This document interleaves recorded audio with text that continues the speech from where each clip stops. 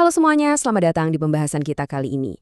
Hari ini kita bakal membedah sebuah topik yang jujur aja agak bikin kita berpikir keras. Kita semua tahu ya, sekarang ini kecerdasan buatan atau AI lagi berkembang pesat banget. Dan dunia medis itu jadi salah satu arena utamanya. Tapi pernah kepikiran nggak sih kalau algoritma-algoritma super canggih ini tuh punya nafsu makan yang luar biasa besar? Dan tebak apa bahan bakar utamanya? Ya, rekam medis pribadi kita. Jadi pertanyaan besarnya adalah, apakah teknologi ini punya hak untuk ngintip rahasia kesehatan kita yang paling personal demi kebaikan bersama? Oke, coba kita selami lebih dalam. Kedengarannya simpel ya, tapi bayangin gini deh. Kalau ada rumah sakit atau lembaga riset datang ke kamu, terus bilang kalau data riwayat penyakitmu itu bisa ngebantu nyembuhin ribuan orang di masa depan. Kira-kira, apa kamu merasa punya semacam kewajiban moral buat nyerahin data itu? Beberapa akademisi sih bilang iya, itu udah jadi tugas sosial kita.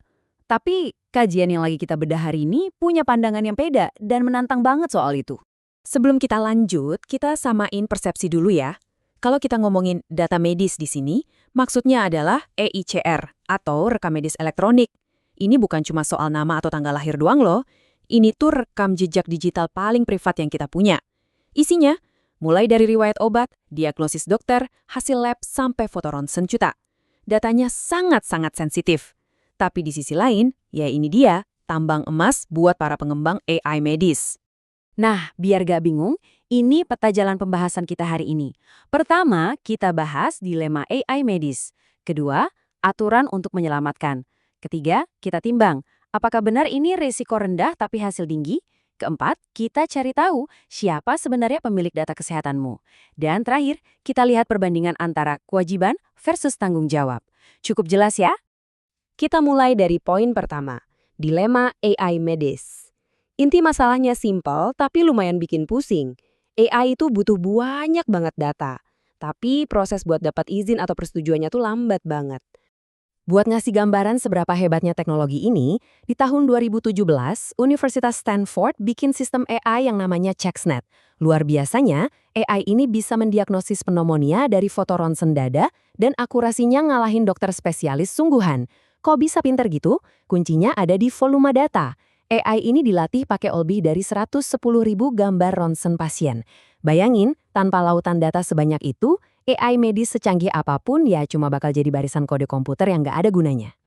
Lanjut ke bagian kedua, aturan untuk menyelamatkan. Coba kita pikirin, apakah membagikan data itu nilainya sama dengan kita menyelamatkan nyawa seseorang? Nah, argumen pertama yang sering dipakai buat minta data kita, itu bersumber dari etika biomedis, namanya the rule to rescue, atau aturan untuk menyelamatkan. Logikanya gini, kalau kamu lihat orang terjebak di mobil yang terbakar, kamu pasti ngerasa punya kewajiban moral buat nolongin kan, karena ini soal nyawa.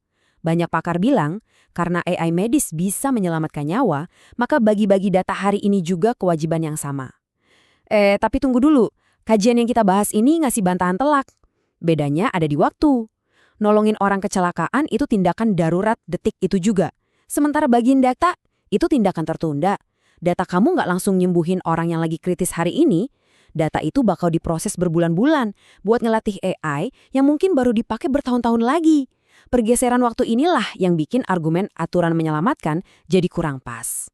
Sekarang kita masuk ke bagian ketiga, resiko rendah, hasil tinggi. Di sini kita harus benar-benar nimbang, apa sih harga yang harus dibayar demi sebuah kemajuan? Argumen selanjutnya sering mengasumsikan kalau membagikan data itu ibarat pengorbanan kecil demi kebaikan yang luar biasa besar.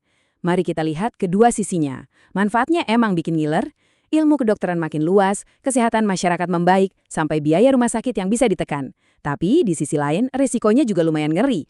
Ada bahaya di mana data yang katanya udah dianonimkan, ternyata bisa dilacak balik identitas aslinya oleh algoritma pinter. Belum lagi ancaman hacker atau peretasan. Dan yang paling fatal, publik bisa hilang rasa percayanya sama institusi kesehatan.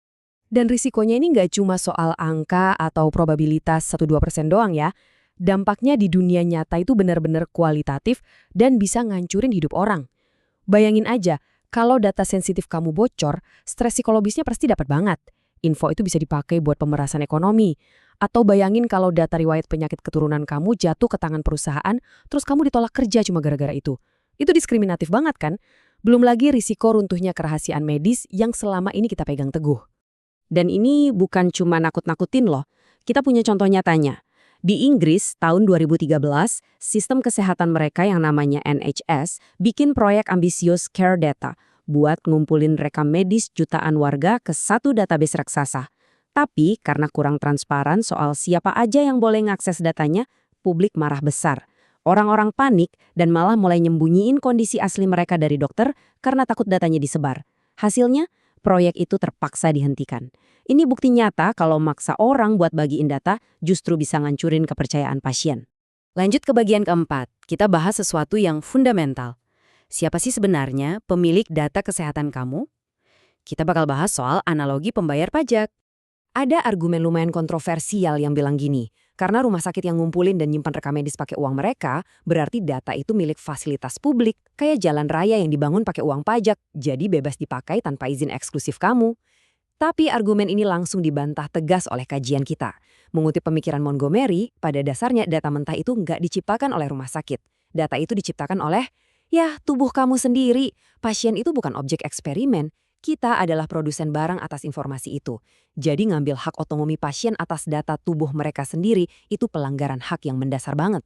Belum lagi soal keadilan sosial ekonominya.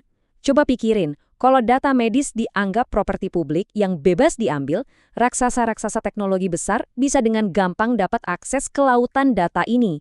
Mereka ngolah data kita, bikin alat medis komersial, dan dapat untung gila-gilaan. Sementara pasien yang punya tubuh dan data nggak dapat kompensasi apa-apa, nggak punya suara, dan nggak punya kendali. Nggak adil banget kan? Oke, kita sampai di bagian kelima, sekaligus kesimpulan kita, kewajiban versus tanggung jawab. Ini saatnya kita merebut kembali hak persetujuan kita. Penulis dari kajian yang kita bahas ini ngasih solusi yang menurut saya elegan banget. Kita harus geser cara pandang kita dari kata kewajiban jadi tanggung jawab. Kenapa? Kalau pakai kata kewajiban, kesannya kaku. Komite atau lembaga berkuasa maksa kita nyerahin data demi inovasi, nggak peduli kita setuju atau nggak. Tapi kalau kita pakai tanggung jawab sipil, ceritanya beda. Ini jadi sebuah proses yang memberdayakan. Kita nggak dipaksa, tapi diajak berdialog. Kita bisa ikut dukung proyek-proyek yang kita rasa baik secara sukarela, sambil tetap megang kendali penuh atas privasi kita. Terus aplikasinya di dunia nyata gimana? Jawabannya ada di model persetujuan dinamis atau dynamic consent. Ini tuh level up dari sekedar tanda tangan form kertas pas baru masuk rumah sakit. Bayangin, kamu punya aplikasi atau platform digital di mana kamu bisa ngobrol sama peneliti, ngecek langsung manfaat dan resiko dari suatu proyek AI, dan yang paling penting, kamu punya tombol kendali. Kamu bebas ngasih izin atau bahkan nyabut lagi izin penggunaan datamu kapan aja. Asik kan? Pada akhirnya, kita nggak memungkiri kalau AI medis itu emang penting banget buat kemajuan dunia kesehatan. Tapi, privasi dan otonomi atas tubuh kita sendiri sama sekali bukan harga yang pantas untuk dikorbankan. Dengan sistem persetujuan yang adil, kita tetap bisa kok dorong inovasi tanpa harus kehilangan hak atas data kita sendiri. Nah, setelah kita bongkar dilema di balik kecerdasan buatan ini, menurut kamu, gimana sih cara yang paling tepat buat kamu megang kendali atas jejak medis digitalmu ke depannya? Boleh banget direnungkan. Terima kasih ya udah ngikutin pembahasan kita kali ini. Sampai jumpa di bedah materi seru lainnya.